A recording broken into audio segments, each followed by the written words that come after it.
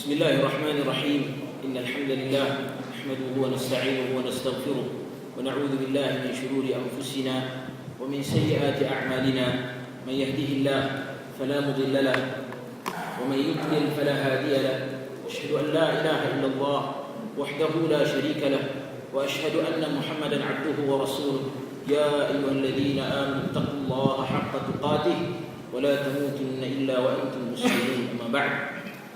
Muslimin, muslimat, hadirin, hadirat yang dirahmati Allah sekalian, alhamdulillah kita bersyukur kepada Allah Jalla wa Ala kerana dengan limpah dan kurnianya pada pagi ini kita dapat sama-sama berkumpul dalam majlis ilmu yang mudah-mudahan majlis ini akan dirahmati oleh Allah Subhanahu wa taala insya-Allah. Dan saya mengambil kesempatan ini untuk mengucapkan ribuan terima kasih kepada pihak penganjur kerana sudi untuk memberi ruang kepada saya bagi mengisi slot pengurusan jenazah. Itulah juga terima kasih kepada Allah Al-Fadhil Ustaz Fathul Bari kerana memberi ruang juga kepada saya untuk membantu beliau dalam menguruskan kursus pengurusan jenazah ini. Kita berdoa kepada Allah Subhanahu wa taala mudah-mudahan segalanya akan berjalan dengan lancar insya-Allah. Muslimin muslimat yang dirahmati Allah sekalian, saya akan menceritakan tentang masalah mandi jenazah dan juga mengkafankan jenazah secara teori dan juga praktikal insya-Allah. Sebelum daripada itu, ada beberapa perkara yang perlu kita beri perhatian dalam masalah pengurusan jenazah ini. Seperti mana yang dinyatakan oleh Al-Fadhil Ustaz Fathul Bari sebentar tadi, bahawasanya ia mesti bersumberkan dengan ilmu, sama ada daripada Al-Quran maupun daripada Sunnah, daripada amalan para salafus salih, para sahabah, para tabi'in, para a'immatul huda seperti mana Al-Imam Abu Hanifah, Al-Imam Malik, Al-Imam Syafi'i, Al-Imam Ahmad bin Hanbal. Kesemuanya ini merupakan ilmu yang ataupun pandangan-pandangan mereka merupakan ilmu yang bermanfaat yang sepatutnya kita contohi. Jadi begitulah juga dalam masalah pengurusan jenazah ini, satu perkara yang diambil kira adalah berdasarkan tajribah, iaitu kita berdasarkan pengalaman. Sebab tu akan ada benda-benda yang disarankan oleh para ulama, tetapi tidak ada nas secara jelas dalam masalah ini, tetapi disarankan berdasarkan pengalaman mereka dalam pengurusan jenazah. Tidak ada nas secara jelas dalam bab ni, tapi disarankan oleh para ulama kerana berdasarkan kepada pengalaman mereka dalam menguruskan jenazah, benda-benda seperti ini perlu dilakukan. Baik. Al-Imam Syafi'i dalam kitabnya menjelaskan secara terperinci tentang bagaimana tata cara untuk menguruskan jenazah, bermula dengan apabila jenazah apabila lelaki ini ataupun perempuan sudah pun meninggal dunia, maka permulaannya seperti mana dinyatakan oleh Al-Fadhil Ustaz Fathul Bari tadi, bila mata dia terbuka, kita hendaklah tutup mata dia. Kemudian kalau sekiranya mulutnya terbuka, maka kita hendaklah tutup. Para ulama ketika mana membahaskan bab ni, mereka menyatakan bahawasanya ada tanda-tanda kematian. Para fuqaha menggariskan tanda-tanda kematian. Antara tanda-tanda kematian ni, rahang ni dia jatuh. Dia jatuh. Dia akan terganggu. Begitulah juga sendi-sendi di bahagian tangan, dia akan terjatuh. Kaki, bahagian selalu kaki kalau dia duduk baring dia menegak macam ni, tapi dia akan jatuh. Jadi ini semua tanda-tanda kematian. Zaman dulu tak ada lah alat-alat macam kita lah ni, doktor boleh cek dan sebagainya. Jadi ini antara tanda-tanda kematian. Jadi bila dah jatuh macam ni, Al-Imam Syafi'i menyatakan bahawasanya digalakkan untuk kita tutup dia, supaya mengelakkan nanti binatang ke masuk dan sebagainya. Orang belut saya, orang Pulau Pinang tadi cakap ni, bila dia masuk gear 3 tu dia akan habis lah kan. Salah sikit kan. Cuba nak mengcover tapi tak boleh. Jadi di Pulau Pinang yang selalu panggil semut mayat. Semut mayat ni, mereka kata ada saja mayat, dialah yang akan sampai. Dialah yang akan sampai. Jadi untuk mengelakkan semua benda-benda ni, sebab tu para ulama menyarankan supaya ditutup mulut dia kan. Kemudian kadang-kadang kita tengok di kampung-kampung dia letak atas katil, kemudian di bahagian kaki katil tu dia letak macam macam mangkuk ke apa hayak sikit dalam tu, supaya semua tak boleh naik. Okey, itu antara benda-benda yang tidak ada nas secara jelas namun disyaratkan oleh para ulama berdasarkan kepada pengalaman mereka. Kemudian selepas daripada itu apa kita nak buat? Kata Imam Syafi'i, hendaklah kita urut-urutkan tangan. Tangan-tangan ni sendi-sendi ni kita berbetul-betul sendi dah. Itulah juga tangan-tangan macam ni. Bukan terus kiam. Dan setelah pencarian saya baca kitab Al-Um dalam bab ahkamul janaiz ni, saya tak jumpa saranan daripada Imam Syafi'i supaya diqiyamkan mayat tersebut. Bahkan berbeza pula dalam masalah ini, Imam Syafi'i suruh kita berbetul tangan dah. Untuk apa? Kerana mayat ni dia akan kerat, kan? Sejuk, dia akan kerat. Jadi kalau sekiranya kita qiyam je, nanti nak mandi susah. Saya pernah tengok jenazah yang diikat, di pemkiam ikat pula tangan. Lepas tu bila sampai nak mandikan dia, tukang mandi tu terpaksa tarik pelan-pelan. Dan memang kita diminta supaya menghormati jenazah dan jangan menyakiti dia. Jangan menyakiti dia. Sama macam kita tak dilarang menyakiti seseorang Muslim di waktu hayat dia, sebegitulah juga sewaktu dia mati. Jadi buat pelan-pelan, urut sikit sebagainya, dan diperbetul. Dan saya rasa lebih tepatnya adalah tangan tu diletak di bahagian tepi dan diregang-regang sedikit. Contohnya ada jenazah itu, kita orang yang duduk tepi-tepi ni, contoh dalam tempoh 15 minit dia akan berubah sikit, gerak sikit, supaya badan dia ni akan tak menjadi keras.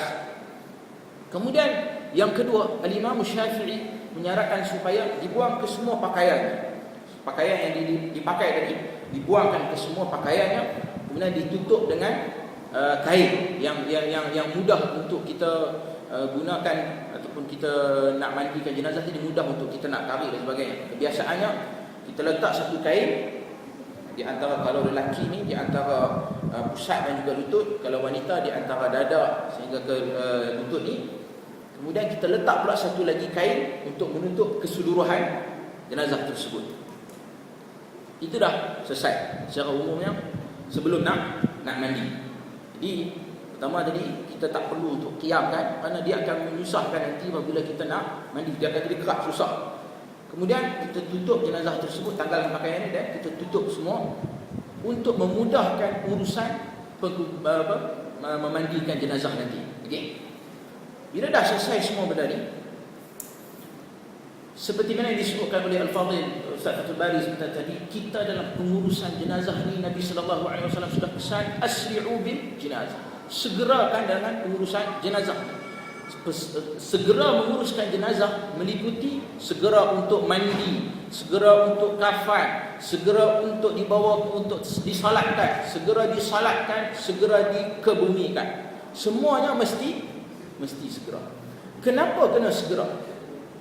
Sebab apa? Mayat ni, kita manusia ni, waktu hayat kita hidup ni, kita ni mentega darah macam-macam. Itu ayat ni. Mentega darah ni kita makan macam-macam. Segala nasi kandang, segala roti canai, segala habis mie, segala jahanam, semua benda kita makan. Kita makan semua. Jadi badan kita ni bila mati dia akan jadi macam-macam. Sebab itu saya bekerja di UKL Cawangan di Ipoh, bahagian perubatan. Di sana ada mayat dalam student praktikal. Saya tengok-tengok itu jeli-jeli nak pergi dekat-dekat, aku tak berani pasal dia buka habis semua ni dengan urat-urat dengan kulit semua tarik habis. Aku nak belajar semua ni kan, urat-urat ni. Mayat ni bila mati macam-macam. Ada yang bertukar menjadi hitam, dikelak habis seluruh badan. Ada yang lebam-lebam separuh badan dan sebagainya. Jadi ada yang kembung. Sebab itu ada di kalangan fuqaha, termasuk Imam Syafi'i sendiri dalam kitabnya Al-Um, ada menyatakan bahawasanya sebahagian ada mencadangkan supaya diletakkan sesuatu benda yang berat di atas perut dia, bagi mengelakkan perut tersebut mengembang. Tapi kata Syekh Ibn Uthaymin dalam kitabnya Syarh Al-Mumti', dia kata memang ramai di kalangan ulama dalam mazhab Hanbali menyarankan supaya diletakkan pemberat di atas perut. Tapi dia kata kalau sekiranya perut ni nak kembang, nak kembung, dia akan kembung juga. Letak berat mesti dia akan naik. Melainkan kita pergi letak satu beban yang sangat berat tak ada. Sagi terpenyek jenazah ni jadi hamu pula kita. Sebab itu saya katakan segera menguruskan jenazah. Buat cepat-cepat tuan-tuan, tak payah tunggu. Buat cepat-cepat. Kalau mati di hospital tersebut ada tempat untuk memandikan jenazah, ada orang yang mengetahui cara memandikan jenazah dengan baik, maka di situlah kita buat dengan segera. Kita kapal di situ, kita bawa balik rumah untuk orang nak tengok, adik-beradik nak tengok. Setelah itu kita terus solat dan kebumikan dengan segera, bagi mengelakkan benda-benda seperti ini berlaku. Kemudian kita nak mengelakkan daripada bila berlaku benda ni, orang akan cerita benda-benda aib mayat ni, sedangkan ini tak dibenarkan. Selagi orang kata, tengok mayat tu, tu ada hitam macam orang tak beriman. Orang kita ni suka buat cerita pelik-pelik. Kadang-kadang orang yang kadang mengalami masalah jantung, kadang-kadang bila dia mati, dia akan melepah-lepah kehitaman di sana sini. Itu biasa komplikasi dari sudut penyakit yang dia ada kan. Biasa kan. Jadi untuk menyebarkan benda, kita nak mengelakkan semua benda ni, kita adalah segerakan urusan perkebumian jenazah. Okey. Kemudian Syekh Ibn Utsaimin dalam Syarh Al-Mumti' dia juga ada sebut kalau sekiranya kawan tu mati dalam keadaan mengejut. Ada jenazah yang mati dalam keadaan tangan dia begini, mata dia ada tak?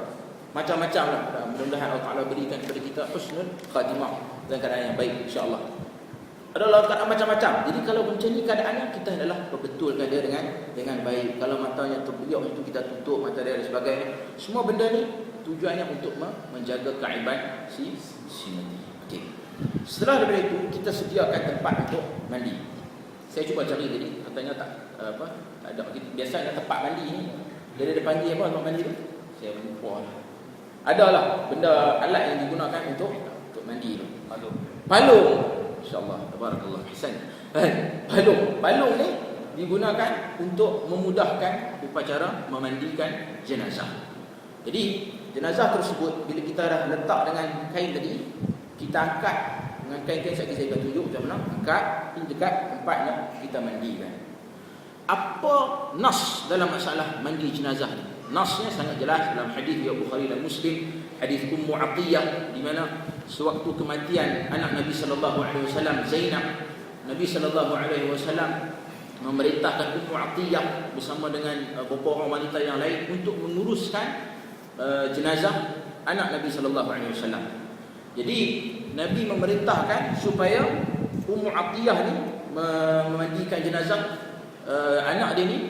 Nabi kata irsilnaha thalathan atau khamsan atau sab'an atau akthar min dhalik. Hendaklah kamu mandikan dia sebanyak 3 kali, 5 kali ataupun 7 kali ataupun lebih daripada itu. Sebab itu para ulama kata berdasarkan pada bilangan yang dinyatakan oleh Nabi sallallahu alaihi wasallam, seelok-eloknya bilangan tersebut hendaklah dalam bilangan yang ganjil. Itu 3, 5, 7 dan seterusnya, 9 dan seterusnya.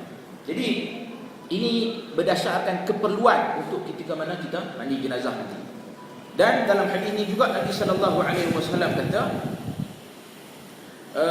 minta supaya dimandikan dengan menggunakan air sidir. Sidir ni ataupun sekarang ni dikenali sebagai daun orang Melayu kita panggil daun bidara. Saya rasa yang tu kot, dalam liquid, dalam plastik. Yang tu. Dan Nabi sallallahu alaihi wasallam memerintahkan supaya basuhan yang paling terakhir adalah dengan air kafur barus. Kafura ni merujuk kepada kafur barus kerana dia mempunyai bau yang kuat.